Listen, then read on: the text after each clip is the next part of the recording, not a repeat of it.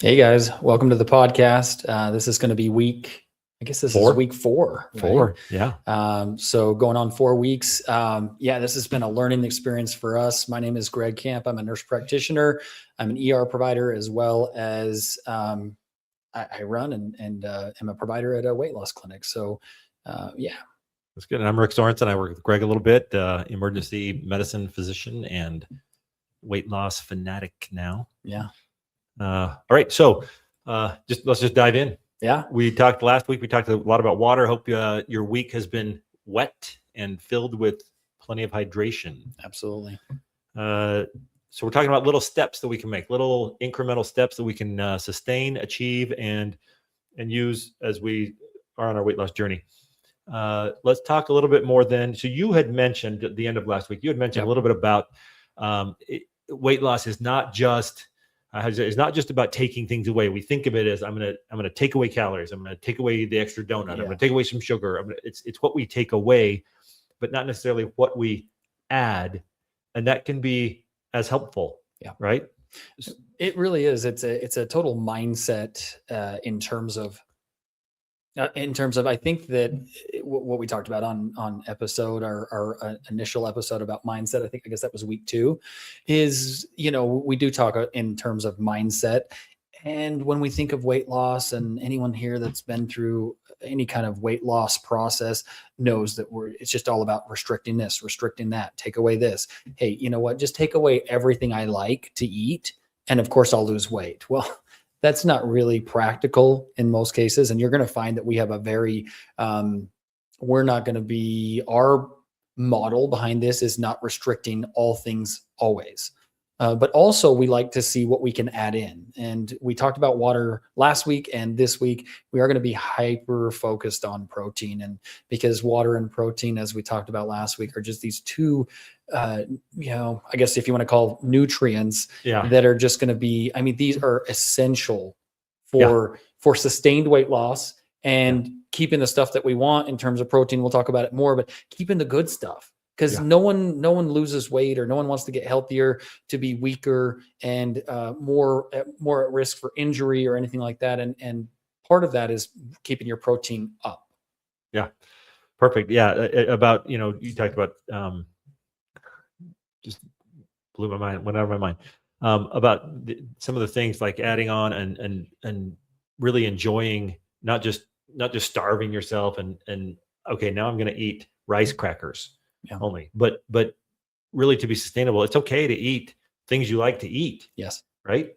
And we'll get into that a little bit. So let's talk protein. Yep. Everybody, counts your macros or how many protein, whatever. Yeah. But we really do focus on that a lot, on protein. And in clinic, we haven't been really focused on like, you have to have this much, you have to have this many grams of protein per day, but more of just let's turn our focus to protein a little bit. Is that accurate? Yeah.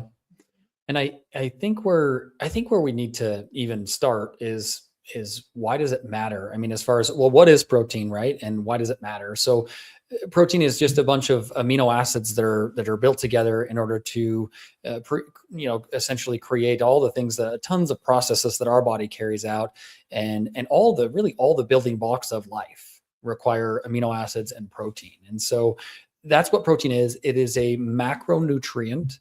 So we will talk about micronutrients. We'll talk about vitamins and minerals and all these little tiny micronutrients, but protein is, which can have micronutrients in it, but it is a macronutrient, one of the 3. So protein, carbs, and fats. You probably know that, but just for those of you that may not know that. And why protein is so focused on, why you've been seeing it on, if you're following us, maybe you're also following other pages or looking at other things. Everyone that talks about weight loss, that knows what they're talking about, is going to be talking about the importance of getting protein. And we're no different. We know how important that is. And so protein is just this essential thing that you really hyper focus in on, so that your body, because we talked about it last week, that your body does not get into panic mode while we're losing weight, and you can keep the good stuff, right? Because no one comes to my clinic, no one talks to me or Rick about losing weight and ever says, if I could just lose 25 pounds of muscle and good bone, right. ever, Yeah, no one's ever come up with that. I would weigh so much less without all this healthy muscle Yeah. and strong bones. Yeah. So so really that's why we talk about protein so much, is because we know that is an essential core principle that is going to help with weight loss indirectly. I mean, a lot of people, it can be overemphasized, right? We talked about water last week as being something that you can add in, not take away. Protein's the same thing, right? You add it in, you're not taking it away. So important. It's going to be a multiplier. Right. It's a multiplier. Well, and a lot of times it's maybe replacing, like instead of that donut, you have a stick of beef jerky. Yeah. Or, as a treat, even like it's not even, it's a change sometimes, even not just adding. Yeah. Well, and we know that ultimately it's not going to do the same thing as even a carb. Carbs get a bad rap. I don't think that they're all bad. You need carbs, and for the most part, they're going to have a lot of your nutrients that you need. So we're not anti-carb. Carbs in moderation. We'll talk more about that, but anti-carb is definitely not the way to go. And it's not, more importantly than not the way to go, it's not sustainable. Yeah. Me and Rick have talked about this. We don't talk to patients that are like on the keto diet and they're 6 years in and doing well, right? No. They did it for 3 months. They lost a ton of weight and then they're done. They rebound hard. Yep. And so that's why a big focus on protein. So we'll talk about protein, why it matters. And I think let's start with how much protein are we trying to get? Generally speaking, it's about 0.7 milligrams grams. You eat a lot of protein. You 1,000 times as much as you should. Except grams. 0.7 grams to 1 gram per ideal body weight. I've heard a lot of people in this. Is that ideal body weight in pounds? That's a good question. It is actually in kilograms. Okay. So to do that conversion, it's 2.2 pounds per kilogram. Yeah. So if I weigh 170 pounds, that's about 55-ish, 60 kilograms, if my math's not right. Yeah. Well, I'll do the math. And that's why we, generally speaking, we put on our wellness guide, we put 60 to 80 grams of protein daily. That will cover most people. You have super athletic people that are bigger, and maybe they lift a ton of weights, and they maybe just have a bigger body type or style that maybe they won't follow within that confines. You'll also see a lot of influencers and people that are, really pushing, you got to get 150 or 200 grams of protein. It's a bit excessive. It's going to beat on your kidneys, especially someone that has, maybe you're a little older, or maybe you just have some mild kidney disease as a younger person. And, that's going to beat on your kidneys and ultimately not really result in significantly more help. And so really most people between that 60 and 80 grams, your ultra active people, closer maybe even to 100 grams of protein, that's going to be totally sufficient for your average human being. 77, by the way. 77. Okay. So that's right between that 60 and 80. 60 and 80 is a good target. A little bit more, a little bit less isn't going to break the bank, but you want a good, now what, so when we talk about grams of protein, like what does that even mean? How does that translate into food? What food should I do? How do I do that? Because we're not really big on counting macros either. Like you need to keep track of this, write it down, have an app, whatever. Right. Yeah. And it's really a general, the approach I take is that if you just prioritize protein with every meal, if you started your day and started every meal with protein, you would definitely hit your protein goals. Yeah. Now, and I got to just tell you, those words that you used, prioritize protein, are to me super powerful because it's not like a count your macros, do this exact thing, eat all these things. It's just lean towards protein a little bit. Prioritize protein. I love that phrase. It's a big one. And when I started this process a little bit earlier on than you, and then when you came in later on and we went over that, I remember we talked about it quite a bit, and it was such a big just mindset shift of Yeah. like, hey, we're going to start focusing on this protein. And as soon as you did that, it seems like everything else kind of just went in line, right? You added your water and protein. And I know that like that was an important thing for me. And I saw when you added that in, that was just such a game changer for you because you just started focusing on protein. And we see it in clinic all the time. And we see that once people start focusing on those two things, it's really just, if you think about, we start our meal, we talked about starting our day and starting our meals with water. Well, if you look at that the same way as starting our meals or our day with protein, when we first eat, it just starts you on the right path. Yeah. And it's so much easier. We've found is that like, once you get started on that right path for the day, I mean, who's ever had just like a syrup and pancakes to start the day? You just want to eat that junk the rest of the all day long, all day. And so, what if you prioritize some protein, throw some protein? Now we'll talk about what that does in a minute, but let's just talk about, so you said, pancakes and syrup, not protein. What kind, give us some examples of some foods. Like I'm thinking, things that you can just add to your thing, like add an egg or Greek yogurt or some beans or any of your lean meats. Look, we all know that and I have some people that are a little more averse to meats. And so, but that's not the only source, but you have things you can be creative with it. Any of your Greek yogurts, nuts, any of your lean meats are going to be fantastic sources of protein. So your turkey, your chicken, even some lean ground beef or anything like that, prioritize that protein. You can also add this in, but there's just so many things, even some vegetables, right? Edamame, beans. There's so many things that I think people disassociate protein with vegetables. Yeah. When actually there's several vegetables, a lot of good things you can add to your diet that have a good amount of protein. So it doesn't mean that you're sitting there having to like gnaw on a steak endlessly. Yeah. Right. No. So you could have, you can still have a pancake and syrup for breakfast, but prioritize protein then means have an egg also, and maybe a Greek yogurt and a pancake. Like you don't have to, not have something that you enjoy and like, right? And start with the protein, right? At the beginning of that meal, if you're going to have a pancake, once again, we're not here to really tell you never to have pancakes again. I mean, we're talking about things that are sustainable. We're not talking about the fad diets, because if you're here, you've probably tried a few of those fad diets and they work pretty great, right? That's why you're here talking about this. They don't work. We've tried them. They work for like a minute. Yeah, they work for a month or two. Yeah, until you have a bad weekend and then it's over. So I agree, Rick. That's a great point in that. Don't take away the pancake, but more prioritize the good stuff, the good heavy protein in that meal.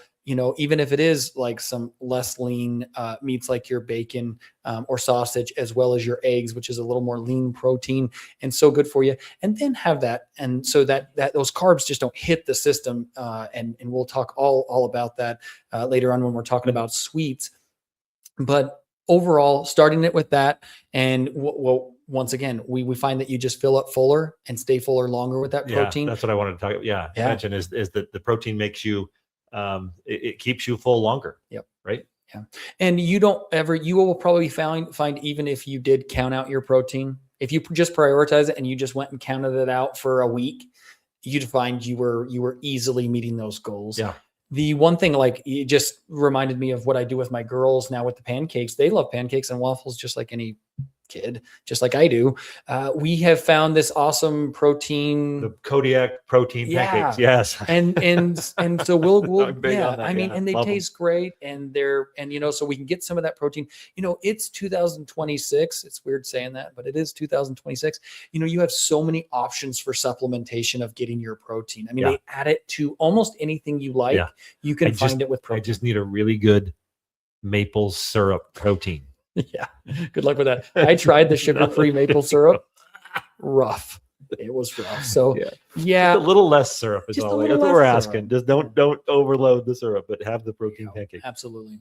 So I really think about getting creative, especially where supplementation is an option. And that means that sometimes you can't maybe reach your protein goals with your regular food. You try to shoot for it, but there's nothing wrong with supplementing with a protein shake, with a good, healthy protein shake. You can really knock out 20 to 30 grams of protein with one protein shake. And you're already almost halfway there in most cases. Yeah. Good. Okay. So protein, prioritize protein. I'll like write that one down. Prioritize protein. It's going to focus a little bit more on it, lean towards a little more protein, and we'll go there. But we talked also a little bit about the overall nutrition. Like to lose weight, you have to be in a calorie deficit. Yep. Right. But we don't want you in a nutrition deficit, and so you have to get all the good nutrients, and avoid some of the just overall calories, energy source, so you're burning some fat. So protein number one. We talked about water last week. How about just like how do we go into other foods then, like real food? Is that, I mean, that's on our list, is a real food regimen, right? Yeah. Like let's talk about that a little bit. Like, what do we mean by eat some real foods?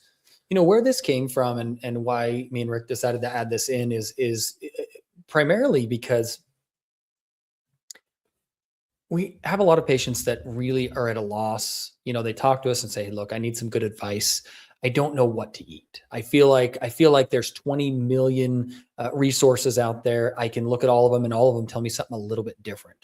And even when I first started my clinic, I started doing meal planning for patients. I was sitting there, grinding it out and planning meals for patients and taking into consideration what they liked and what they didn't like. And ultimately what I found myself doing is I was just taking their preferences, and I was just setting them up with real food diets. So that's why it's one of our pillars for success. It's part of our wellness program. And that is eat real food, right? If you're ever wondering what to eat, if you're ever wondering, where do I go with this meal or this snack, or how do I plan my week of meals? If I go to the supermarket and I do this, how do I plan that? And the truth is that if you prioritize real foods, it'll take care of 98% of that. Real foods are not what are the things getting us in trouble, right? No one's ever like, oh my gosh, I just ate all these real foods. And, Greg, I had too many fruits and veggies, and I think I'm just overdoing it on that. That's why I can't lose weight ever. Yeah, I ate way too much salad. Yeah. So, but now real food doesn't mean necessarily, what do you mean when we say real food? Somebody's out there listening and say, what do you mean real food? Like real food. Like macaroni and cheese is food. That's real. Sure. We have a name for it, but it's not really real. You really couldn't tell me what it's made out of. I guess maybe you could look at the ingredients, but real food means, is it grown on a farm somewhere? Can you go find it on a farm somewhere? Yeah. Can you go pick it from a tree? Can you go pull it from the ground or a bush? Real food is just that. It's not something that was made. It was something. So not manufactured, like less correct. labels. Like if you eat half your food that doesn't have a label. So we're talking, you go in the grocery store, it's the produce. It's fruits and vegetables generally. Yes. And then proteins, eggs, meat, lean meats, right? Real food is not manufactured in a factory somewhere. Yeah. So ultimately, if you can pick it from the ground, if you could find it on a farm somewhere, most likely it's real food, right? You can identify where it came from. It's real food. Does this mean you'll never have another food that's not made in a factory somewhere, that you won't have anything with preservatives? That's not the case. I mean, ultimately, that's probably a lofty and unachievable goal for most people. If you want to go that route, hey, more power to you. Most regular people are not going to go that route. And rather than looking at that as a weakness, we just look at it like reality. And really, once again, so the goal would be like the protein. You're prioritizing real foods, but it doesn't mean that's all you eat. Right. You lean in towards that, and even like meal planning, that could mean every other night for dinner, we're going to have something that we make from the produce section of the grocery store. Yeah. And not from a box or a package or the freezer or something like that. Right. I think it is a mindset, and it's just changing that gears to where when you go and you're planning out meals or you're whatever it is for you or your family, whatever it is that you're able to have a focal point. You're walking around and you're saying, gosh, you start realizing how many things are not real food, and it gives you a focal point to say, hey, I need to spend more time in the produce aisle. Yeah. I need to go over to that lean meat section and figure out what we can make that's going to get me that protein, prioritize that protein, and then just prioritize real foods. And ultimately, when you do this, what you end up doing, because Rick had hit on this earlier, and it's so important, and we're gonna say it until we're blue in the face. This also allows for you getting the other nutrients that we're not talking about right now, which is those micronutrients. That's right? what I was going to get to that. Yeah, perfect. Right? Yeah, you hit on that, and I think it's just it's one of those things that we just, when someone loses weight and they don't look well, they usually either lost it too fast or they had such a nutritional deficit that they just, frankly, they're lighter. Maybe Yeah. the scale is lighter, but arguably they're probably not healthier. Yeah. And so we really want to emphasize the things that we're promoting is making sure that you are getting plenty of your nutrients, micro and macronutrients. Yeah. And by the micronutrients, it's the minerals, vitamins. So again, the way we've said that in the past is to lose weight, we want you in a calorie deficit, not a nutrition deficit. Awesome. And the healthy, real whole foods, that's a way to get nutrition without extra calories. Yeah. It's kind of the ratio, ultra processed foods end up a lot of times having a lot of calories, but not a lot of these micronutrients, not a lot of that stuff. And so ultimately you cut that back, but you then are cutting out all of the healthy things. And really that's kind of what we're talking about with the real foods is changing the kind of the composition, the overall composition of your diet so that you're adding in some healthy nutrients, micronutrients, minerals. I think that's so important. Be in a calorie deficit, not a nutrient deficit. I love the way you phrase that. I've never heard it put like that. I've tried to explain that in one phrase many times. And I just love the way that you put that because we are really going for a calorie deficit, not a nutrition deficit or nutrient deficit. And the importance of the two things we have talked about during this episode, your protein and your real foods, they're packed full of all the things you need that way. So it's, once again, I think sometimes we can get lost in the weeds and you start wondering like, well, am I getting the right nutrients or well, if you're packing your general diet full of protein and real foods, you're probably not going to be void of much. No, no. And you're changing that composition of what you eat. So you're getting, you're eating less overall calories, food, whatever, but you're changing it so that it's better food, it's better quality, it's healthier, more nutritious, it's nutrition rich, nutrition dense, and the result of that is then you can lose those pounds, those fat pounds, and maintain that muscle, that healthy bone, and those things that we don't want to fade away and lose. Well, let's even point out another interesting subject that's come up, and it's you just kind of reminded me of it. So I'm glad you had mentioned that. When you are void of nutrients, let's say that you're getting plenty of calories, but you're void of nutrients. What's the only way that your body is going to be able to allow you to be able to signal you to get that nutrient? Let's say that you're void of any of the micronutrients, any kind of vitamin or mineral, right? What is it going to do? It's going to tell you to go eat something. It's maybe going to give you a craving or something where it thinks I got this in the past from here. So what I find with a lot of patients is that, they're in this calorie deficit. They all of a sudden are talking to me about, gosh, I've been doing really well. And my appetite's been pretty well controlled. My cravings have been in check. And all of a sudden this month, I feel like they're not in check. I feel like things, and what we've done in the past, especially if I find out that they're not really going too far under what we would expect calorie intake wise of our goals to keep their nutritional level up. Sometimes we find out by just supplementation, by simply adding in like a multivitamin to make sure that we're making sure that they're nutritionally sound and that they're getting all the nutrients they need. By adding in some more fruits and veggies and things that we know they're going to need nutritionally, all of a sudden what happens? That food noise quiets again, because now their body's not asking for those nutrients. And so it's just, I think it's one of those things that doesn't get talked about enough. And it's that your body sure is always going to be asking for more calories because it knows that it needs calories to live and have energy. Yeah. But how often is your body actually asking for a specific nutrient? Right. Yeah. And we don't know. Right. The signal your body has is eat. Right. Like it's hunger. Yes. It doesn't have, you need some vitamin B12. I'm a little short on my vitamin D. Sure. Rick, you need some celery now. Right. Right now. Like you don't get that signal. What you get is eat. And so we eat. And if you're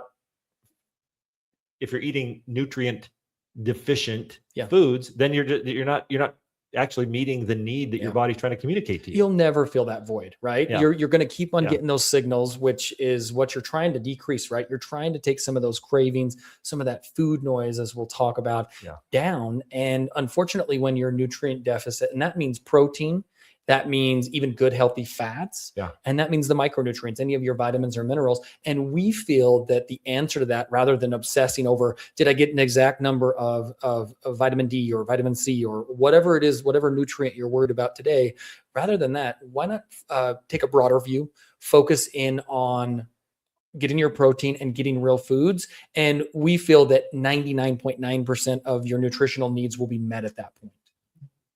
You say good healthy fats. I wish you meant bacon instead of avocado. Yeah, I know avocado. A good Awesome. salmon and all that stuff. Oh, love a salmon though. Yeah, no, salmon is good All with right. bacon on top. Maybe not. Maybe little not. bacon. Okay. Bacon in moderation. Cut that out. All right. If I knew how to edit these things, we could. Right. Nope. You guys are gonna get it all. We got it all. Okay. So yeah, we've got protein, we've got real foods. Kind of prioritize those things and keep going. Keep going. So that's good, right? Prioritize real foods, prioritize your protein. It should be pointed out. In fact, actually, do you want to do the disclaimer? I guess we didn't do that to begin. I'll just do it at the end. Yeah, we're just your friendly medical providers, trying to give you some good helpful tips. Yeah. And so we want to emphasize that we're not your medical providers. Maybe we are. But maybe we are. Yeah. So the little disclaimer, just so you know, the content that we share here is for educational purposes only and should not be considered individual medical advice.